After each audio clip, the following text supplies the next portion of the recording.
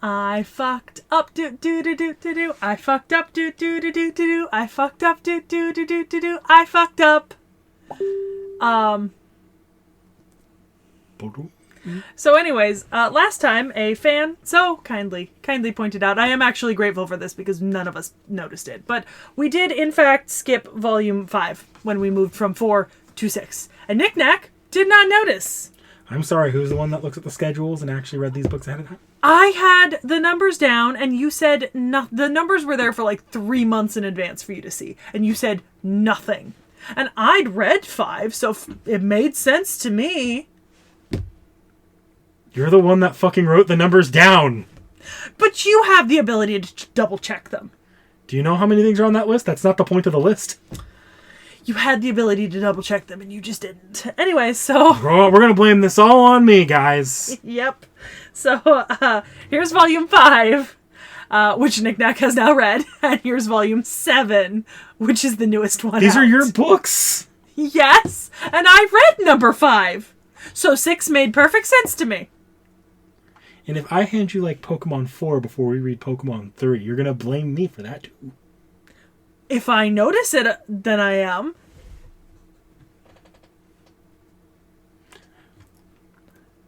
Not like I noticed it. You didn't notice either. It was a commenter that got it. The commenter's the only one that's right in the situation, apparently. Anyways, so how did you feel about book 5, which was the test?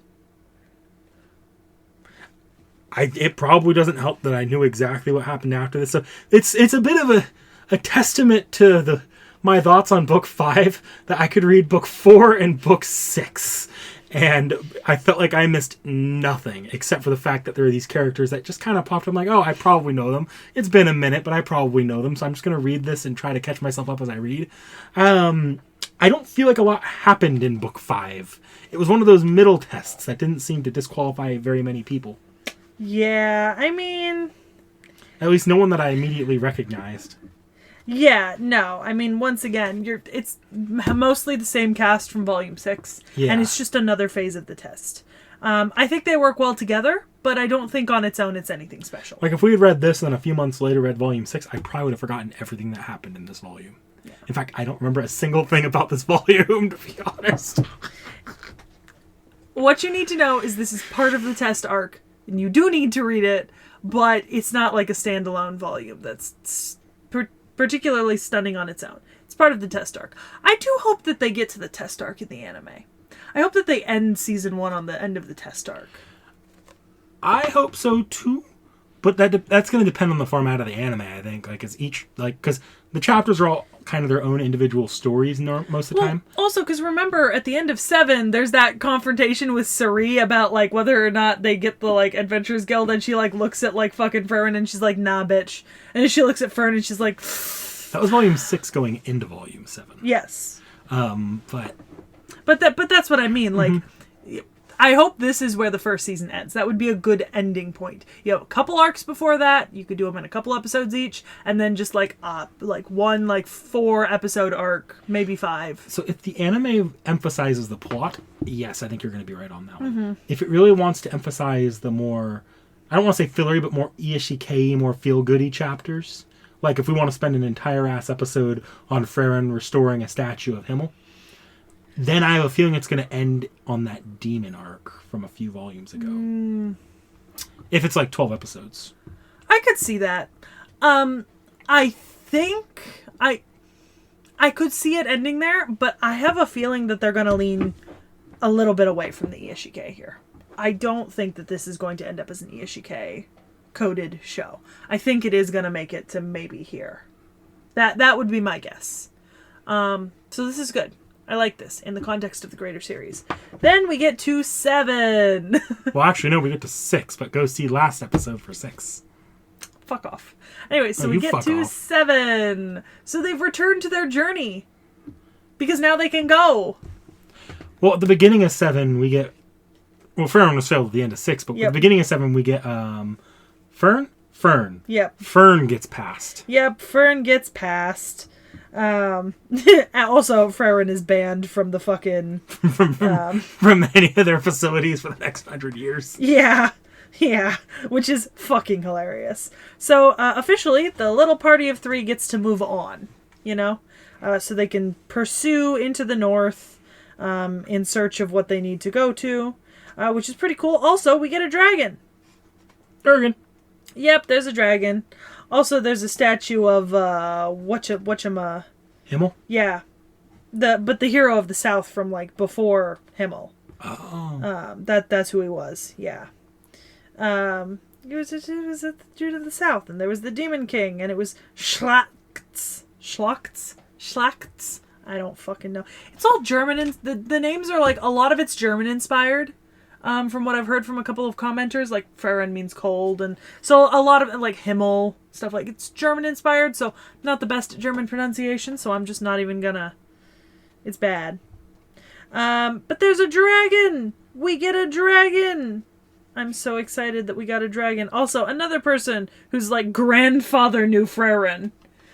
You know what quality this series has? What? You know all those moments in The Last Airbender where Aang finds something that's just completely like relevant to like when he was actually supposed to be like around? Boomy! Yeah.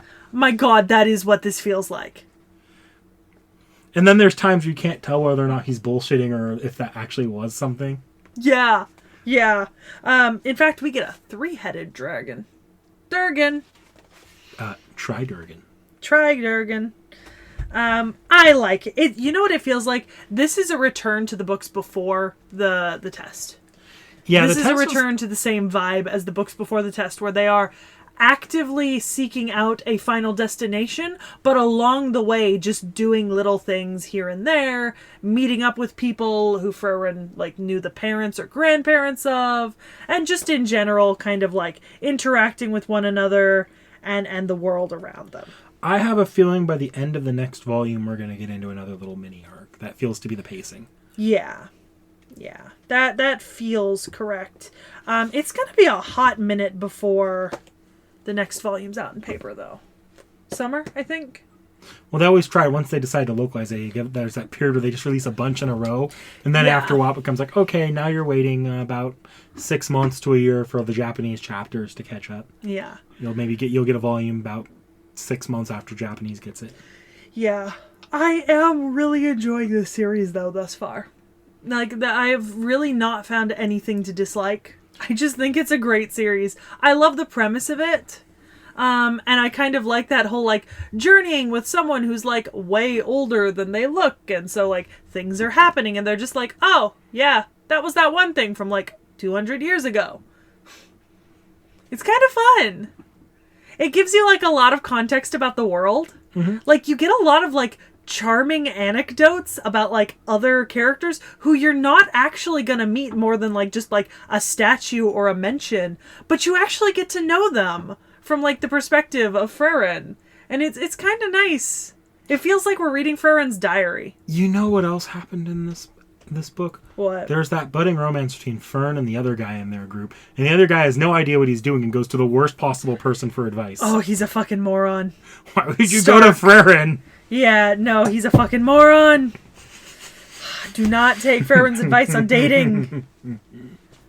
But, you know, I like the vibe of it. Like I said, it feels like we're reading Freren's, like, diary. Like mm-hmm. It feels like we're reading, like, the recollections of an old adventurer. I mean, if you look at it that way, it's kind of interesting because in the first and second book, it feels like there's a lot more time skipping. But as you start going through these later books, it's like, no, now we're getting chapters that are, like, if not within the weeks, within the days mm-hmm. of the last chapter. A lot more, like, interactions are recorded. Yeah. A lot more specific things are recorded.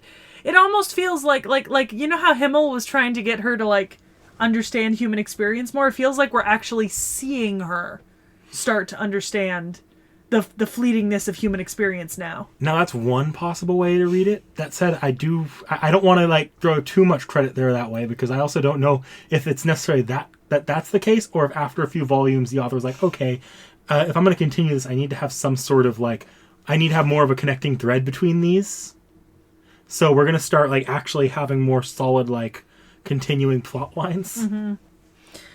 I think it's interesting. And I actually do like that we had a moment back in books like 4 and 5 where we added someone to the party and then ditched them, like, temporarily, you know? Mm-hmm. Like, rather than just continuing to gather people. It seems like we have our party, and it's not overly large. It's not overly complex. You know what would be a fucking bullshit plot twist? So, like, our characters haven't, like, in the last, like, 4-5 volumes, our characters really haven't changed appearance that much. They haven't, like... Oh god, if they get old? What if, like, book 9 or 10, they pull a plot twist where a lot of this time they actually were aging and Farron just wasn't noticing? And then they have to, like, actually, like, as they're getting old, like, no, we can't do this. That would be bullshit. That would be so mean. Also... Although I think they do actually mention the ages here and there. So. Yeah. I don't know if it's maybe just me or what I want to be true or like that little like fandom AO3 shipper that lives inside my brain. Mm-hmm. But like, I'm fairly certain it's not just that though. But I gotta admit, I think I feel like with every sort of like bit of advice or like seeing Freren, like make opinions on like the two of them potentially dating, and then like hearing her think back to Himmel, it just feels more and more like Freren's maybe realizing that like she was in love with Himmel, but didn't realize it at the time, and because he was human, it was too fleeting for her to actually catch on during his lifetime. Yeah, are you getting that vibe a little?